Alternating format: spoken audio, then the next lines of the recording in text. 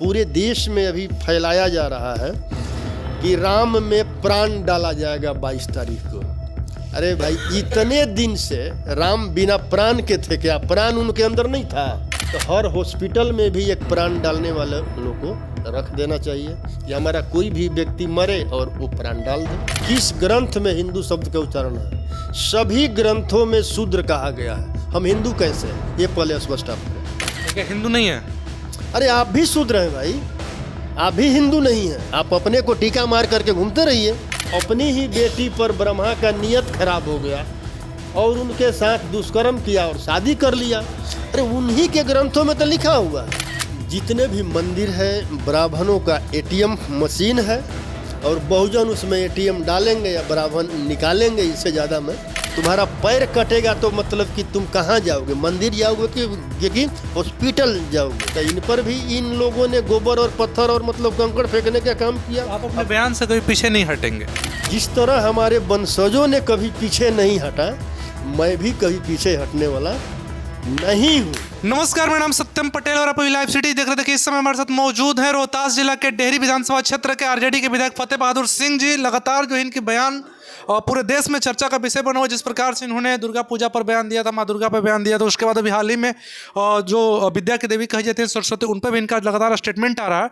इन्हीं सब मुद्दों पर हम बातचीत करेंगे और जानने का प्रयास करेंगे आखिर क्यों इस प्रकार की इनके द्वारा बयानबाजी की जा रही है। सबसे पहले बहुत बहुत स्वागत है सर। धन्यवाद। मेरा पहला सवाल, सीधा सवाल, आप लगातार हिंदू देवी देवताओं को टारगेट करके बयान देते हैं।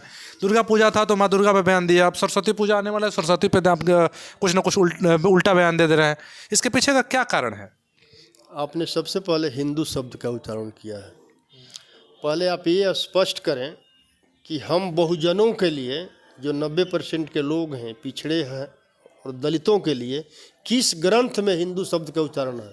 सभी ग्रंथों में शूद्र कहा गया है। हम हिंदू कैसे? ये पहले स्पष्ट आप करें। तो क्या हिंदू नहीं है? अरे आप भी शूद्र हैं भाई, आप भी हिंदू नहीं हैं। आप अपने को टीका मार करके घूमते रहिए। ये हिंदू शब्द जो है एक धोखा है बहुजनों के लिए और गुलाम बनाने का एक साजिश है। अच्छा, आप लगातार स्टेटमेंट दे रहे हैं। कुछ लोग का कहना, जो विपक्षी पार्टी है जैसे बीजेपी के लोग कह रहे हैं कि मीडिया में पब्लिसिटी के लिए आप ये सब कर रहे हैं। आप ये बताइए, हमने शिक्षा पर मतलब अपना बयान दिया है। शिक्षा की देवी कौन है? सावित्री बाई फुले या सरस्वती? सावित्री बाई फुले का शिक्षा के क्षेत्र में योगदान रहा है, ये सब लोग जानते हैं। लेकिन जो कहते हैं कि विद्या की देवी सरस्वती हैं, वो बताने का प्रयास करेंगे कि सरस्वती का शिक्षा के क्षेत्र में क्या योगदान रहा है, क्या भूमिका रहा है। अगर आपको नॉलेज है तो आप भी पत्रकार हैं, बता दीजिए क्या सरस्वती का भूमिका है शिक्षा के क्षेत्र में। और जो उनके ग्रंथों में लिखा हुआ है वही तो मैं बात बोलता हूँ। लिखने वाले वही लोग हैं ना। जिस ग्रंथों में ब्राह्मणों ने जो लिखा है कि ब्रह्मा की बेटी है सरस्वती और अपनी ही बेटी पर सरस्वती का नियत, अपनी ही बेटी पर ब्रह्मा का नियत खराब हो गया और उनके साथ दुष्कर्म किया और शादी कर लिया। अरे उन्हीं के ग्रंथों में तो लिखा हुआ है। तो उनके लिखा हुआ बात को जनता के सामने रखना कोई गुनाह है क्या? और मैं सावित्री बाई फुले का जयंती मनाने जा रहा हूँ और ये सावित्री बाई फुले का लाइन है कि मंदिर का मतलब मानसिक गुलामी का मार्ग और स्कूल का मतलब होता है जीवन में प्रकाश का मार्ग। जब मंदिर की घंटी बजती है तो हमें संदेश देती है कि हम अंधविश्वास, पाखंड, मूर्खता और अज्ञानता की ओर बढ़ रहे हैं। और जब स्कूल की घंटी बजती है तो यह संदेश मिलता है कि हम तर्कपूर्ण ज्ञान और वैज्ञानिकता व प्रकाश की ओर बढ़ रहे हैं। अब तय करना है कि आपको किस ओर जाना चाहिए। ये सावित्री बाई फुले का उस समय का लाइन है। और उस समय भी ये शिक्षा की बात की थी और महिलाओं को शिक्षित करने का जब काम की तो इन पर भी इन लोगों ने गोबर और पत्थर और मतलब कंकड़ फेंकने का काम किया। आप अपने बयान से कभी पीछे नहीं हटेंगे? हम तो कईक बयान में दे दिया हूँ कि मैं चंद्रगुप्त मौर्य सम्राट अशोक, सावित्री बाई फुले, ज्योतिबा राव फुले, गौतम बुद्ध और अमर शहीद जगदेव प्रसाद का ब्लड मेरे शरीर में दौड़ रहा है। और जिस तरह हमारे वंशजों ने कभी पीछे नहीं हटा, मैं भी कभी पीछे हटने वाला नहीं हूँ। समझ गए। एक और सवाल कि आपके पार्टी के जो नेता हैं लालू प्रसाद यादव या तेजस्वी यादव जो बिहार के डिप्टी सीएम, ये लोग मना नहीं करते कि आप ऐसे स्टेटमेंट मत दीजिए जिससे किसी धर्म विशेष के लोगों में एक प्रकार के असमंजस की स्थिति बने, या फिर पार्टी के बहुत सारे लोग होंगे, बहुत सारे कार्यकर्ता होंगे जो कि देवी देवताओं को बहुत ज़्यादा मानते होंगे, तो ऐसे कुछ पार्टी की तरफ से आपकी हिदायत नहीं मिलती है? आप एक बात बताइए, आप जो इतना शिक्षित हुए हैं, जितना पढ़े हैं, अगर ये आपके लोग लायक नहीं होते तो आप इस जगह पर पहुंचते क्या? और आप आज जो है शिक्षा के क्षेत्र में और अंधविश्वास के खिलाफ अगर आवाज़ नहीं उठाते हैं और 24 में दोबारा ये लोग आ जाते हैं और मनुस्मृति लागू हो जाएगा, आपका शिक्षा का अधिकार छीन लिया जाएगा, तो क्या आप अपने बच्चों के आंख में आंख मिलाकर बात करने लायक रहेंगे क्या? मैं आप ही से पूछ रहा हूँ। तो आप लोग भी साथ दीजिए कि संविधान बचा रहे। अच्छा बताइए, भारत संविधान से ये लोग चला रहे हैं या मनुस्मृति से? जो देश में लोग बैठे तो हो, संविधान से ही चलता है। संविधान क्या कहता है कि एक राजनीतिक दल के, सरकार के लोगों को क्या करना चाहिए? भारत एक धर्मनिरपेक्ष राज्य है। ये संविधान में सभी धर्मों को बराबर का अधिकार दिया गया है।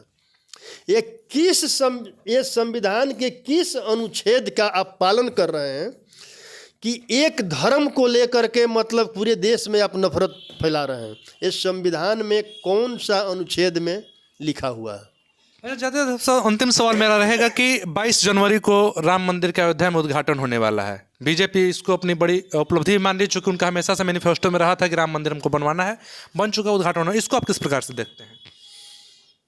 जितने भी मंदिर है, ब्राह्मणों का एटीएम मशीन है और बहुजन उसमें एटीएम डालेंगे या ब्राह्मण निकालेंगे, इससे ज़्यादा मैं। तो देखिए, वे सुन रहे थे डेहरी के आरजेडी के विधायक फतेह बहादुर सिंह जी को सीधे तौर पर जी। इसके अलावा जो है, जो लोग मंदिर के तरफ झुकाव जिनका है, आप हमारे नेता पर सवाल उठाए थे जी। हमारे उप मुख्यमंत्री जी ने भी सवाल पूछा है जनता से कि आपको अगर भूख लगेगा तो कहाँ जाओगे? मंदिर में। तुम्हारा पैर कटेगा तो मतलब कि तुम कहाँ जाओगे? मंदिर जाओगे कि हॉस्पिटल जाओगे? मेरा कहने का मतलब है, जो मंदिर के ये लोग विशेष जो भाजपा वाले जो कर रहे हैं, मंदिर मस्जिद बनवाना किसी सरकार का काम नहीं है। सरकार का काम है देश के लोगों का शिक्षा, स्वास्थ्य, कमाई का व्यवस्था करने का। लेकिन ये लोग जो है केवल अंधविश्वास फैला रहे हैं। पूरे देश में अभी फैलाया जा रहा है कि राम में प्राण डाला जाएगा 22 तारीख को। अरे भाई, इतने दिन से राम बिना प्राण के थे क्या? प्राण उनके अंदर नहीं था? बताइए। और इसके अलावा जो है, जो अगर हमारे देश में प्राण डालने वाले लोग हैं भाई, ये तो बहुत देश के लिए मतलब कि ये लोग तो कारगर साबित होंगे।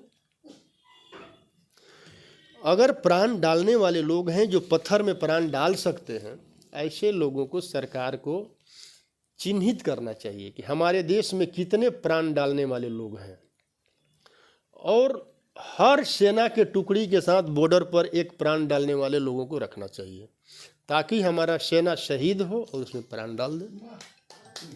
इसके अलावा हॉस्पिटल में सब कुछ का स्पेशलिस्ट डॉक्टर हैं, एक प्राण स्पेशलिस्ट नहीं है। तो हर हॉस्पिटल में भी एक प्राण डालने वाले लोग को रख देना चाहिए कि हमारा कोई भी व्यक्ति मरे और वो प्राण डाल दे। अगर प्राण डालने में ये लोग अगर सफल नहीं होते हैं तो आप समझिए कि ये लोग देश में अंधविश्वास और पाखंड फैला रहे हैं। और अंधविश्वास और पाखंड फैलाना कानूनन अपराध है, और ऐसे अपराधियों को चिन्हित कर करके जेल के अंदर डालना चाहिए जो समाज के अंदर भ्रम और नफरत और अंधविश्वास फैला रहा है।